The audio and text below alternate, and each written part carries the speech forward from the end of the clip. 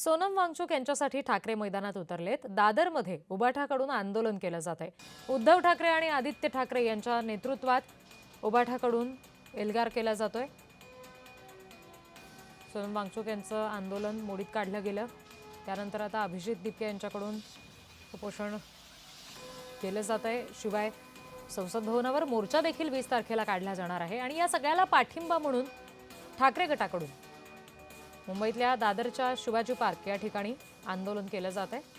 थोड्याच वेळात त्या ठिकाणी आदित्य ठाकरे आणि उद्धव ठाकरे पोहोचतील आणि त्यांच्या नेतृत्वात आंदोलन केलं जाईल।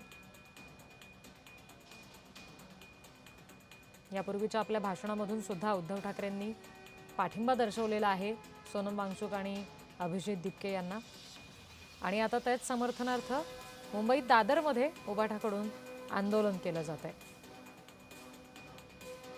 उद्धव आणि आदित्य ठाकरेंच्या नेतृत्वात हे आंदोलन केलं जातं। इतरही सगळे उबाठाचे नेते तिथे उपस्थित असतील।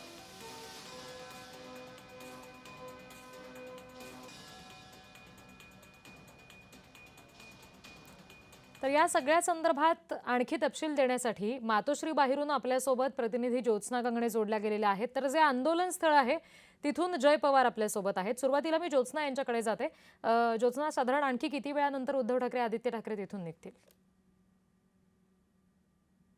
रिद्धी, अगदी बरोबर आहे। देशातील तरुणांचा आवाज बनण्यासाठी आता महाराष्ट्रातून सुद्धा अनेक आंदोलनं जी आहेत सोनम वांगचुक यांच्या पाठीशी उभं राहण्यासाठी जे आहेत ते पक्ष समोर येत आहेत। एका बाजूला अमित ठाकरे हे जे आहेत अभिजित दीपके आणि सोनम वांगचुक यांची भेट घेण्यासाठी दिल्लीत पोहोचले होते। तर दुसरीकडे आता दादरमध्ये सुद्धा जे आहे ते उद्धव ठाकरे आणि आदित्य ठाकरे यांच्या नेतृत्वामध्ये जे आहे ते सोनम वांगचुक आणि अभिजित दीपके यांच्या या तरुणांच्या आंदोलनाला पाठिंबा देण्यासाठी स्वतः ठाकरे कुटुंबीय उतरणार आहे।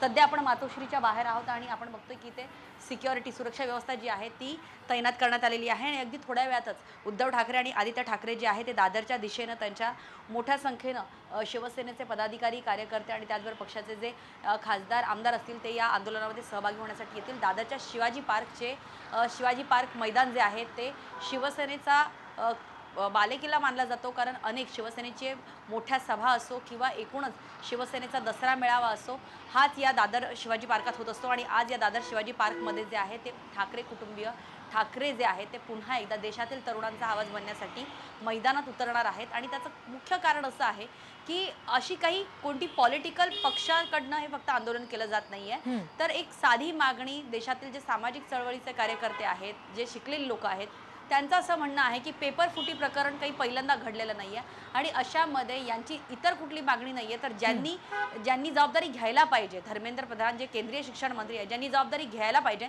त्यांनी कोणतीही जबाबदारी घेतलेली नाहीये। त्याच्यानंतर म्हणजे नीटचा पेपर फुटीनंतर आपण बघितलं महाराष्ट्रामध्ये सुद्धा टीईटीचे पेपर जे आहेत ते पेपर फुटी प्रकरण झाले। हे पेपर फुटी प्रकरण नेमकं कधी थांबणार? जे मंत्री ज्या कामासाठी निवडले जातात त्यांनी जबाबदारी घ्यायला हवी आणि याचसाठी आता ठाकरे कुटुंबीय सुद्धा जे आहे ते या अगदी, आणि मला वाटतं थोड्याच वेळात तिथून उद्धव आणि आदित्य ठाकरे सुद्धा निघतील। पुन्हा एकदा पुढचे तपशील घेऊच तुमच्याकडून। मी जय यांच्याकडे जाते। जय, आंदोलन स्थळावर सध्या काय परिस्थिती आहे?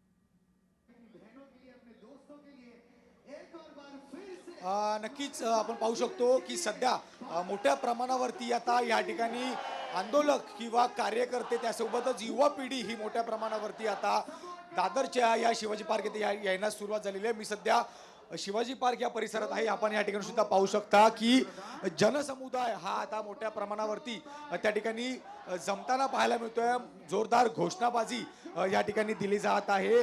धर्मेंद्र प्रधान यांनी राजीनामा द्यावा, तसेच नरेंद्र मोदी यांनी राजीनामा द्यावा, अशा घोषणा या ठिकाणी आता युवकांकडनं दिले जात आहे। आपण पाहू शकता की या स्टेजवरती सुद्धा आपण जर पाहिलं तर वरती भारताचा झेंडा या ठिकाणी लावण्यात आलेला आहे। त्यासोबतच अनेकांच्या हातामध्ये भगवे झेंडे सुद्धा आपल्याला पाहायला मिळतात। त्यामुळे एकूणच उद्धव ठाकरे आणि आदित्य ठाकरे यांच्या नेतृत्वातल्या आंदोलनाला आता ही सुरुवात झाली आहे असं म्हणल्यास वावगं ठरणार नाही, कारण आपण या ठिकाणी सुद्धा पाहू शकता हा संपूर्ण परिसर खरं तर सेना भवनकडे जाणारा हा रोड आहे।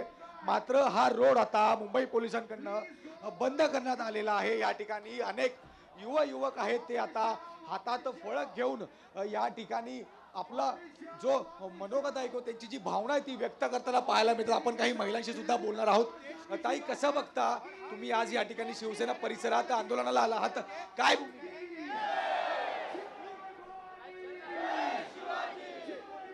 खूप चांगल्या प्रकारे शिवसेना शिवसेनाने आपला आवाज मांडला आहे CJPच्या विरुद्ध आणि तुम्ही बघतायत की सोनम वांगचुकला काल कसं किडनॅप करता आलं, तर आमचा त्यावरती जाहीर निषेध आहे दिल्ली पोलिसांना आणि मुंबई पोलिसांना पण आम्ही जाहीर निषेध करतो, कारण की आम्हाला काल डिटेन केला होता आणि हा जो विषय आहे ते त्यावरती कारवाई केली पाहिजे. जे स्टुडंट्स आहेत त्यांचा आवाज पुढे जायलाच पाहिजे.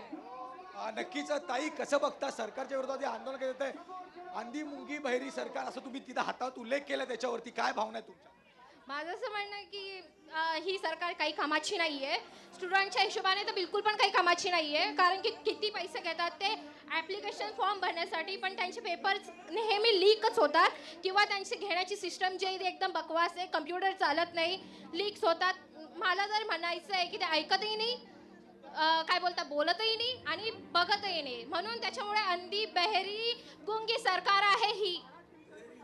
तर निश्चितच आपण पाहतोय की कसा आक्रोश या ठिकाणी नागरिकांकडनं व्यक्त केला जात आहे. आपण आणखीन काही नागरिकांशी या ठिकाणी बोलण्याचा प्रयत्न करणार आहोत. एक मोठा जनसमुदाय या ठिकाणी जमा झाला आहे या संपूर्ण शिवाजी पार्कच्या परिसरात.